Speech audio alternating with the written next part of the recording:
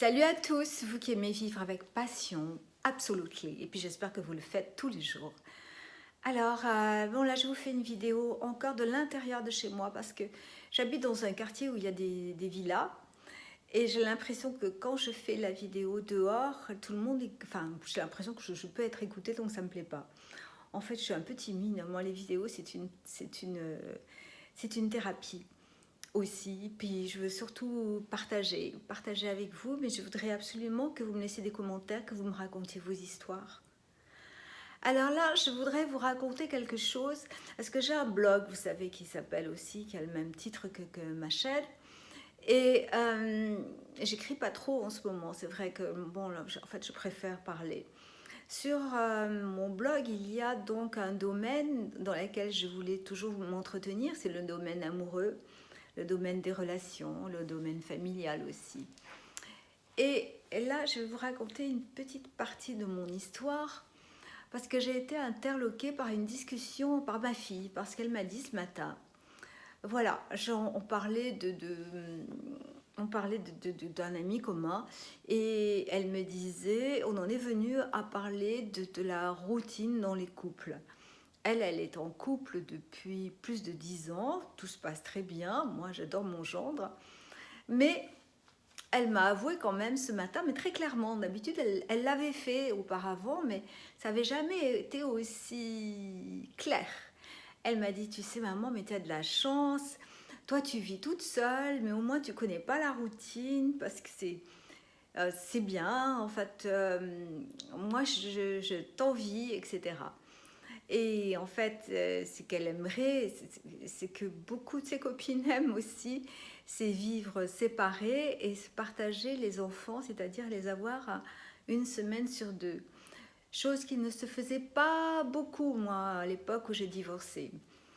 Et en fait, j'étais surprise, enfin, j'avais l'impression d'être déculpabilisée. Moi qui ai culpabilisé pendant des années, depuis mon divorce, enfin, depuis le moment où j'ai quitté mon mari, mon ex-mari, où j'ai donc laissé mes enfants au départ, puis après les ai repris, enfin, etc. J'ai eu un divorce très, très difficile, très tumultueux. Et ça m'a vraiment angoissée, ça m'a gâché une bonne partie de ma vie, ça. Ça a fait que mes relations après ont capoté, enfin bon, moi je l'explique comme ça, entre autres. Hein.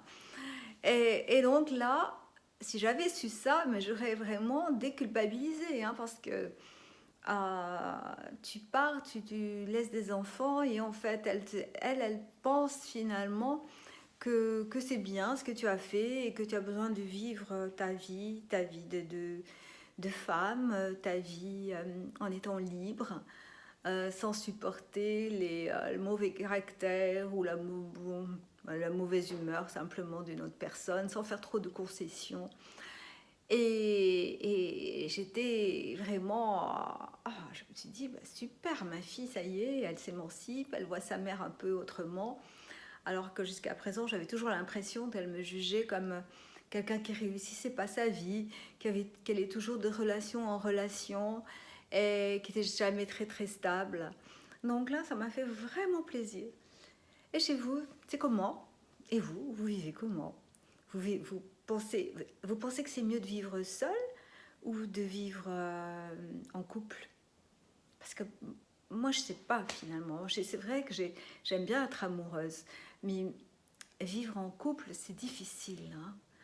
Enfin, quand je vois, par exemple, ma sœur, elle a toujours aimé vivre en couple, elle ne peut pas vivre seule. Mais je trouve qu'il y a quand même une liberté. Et moi, tous les soirs et tous les matins, je remercie le ciel et je me dis, mon Dieu, mais qu'est-ce que je suis bien dans mon grand lit, en train de regarder aussi à la télé ce que je veux, téléphoner à qui je veux, de me coucher à l'heure que je veux, tôt, tard. Bon, je trouve ça super. Alors, et vous? Dites-moi un peu. À bientôt.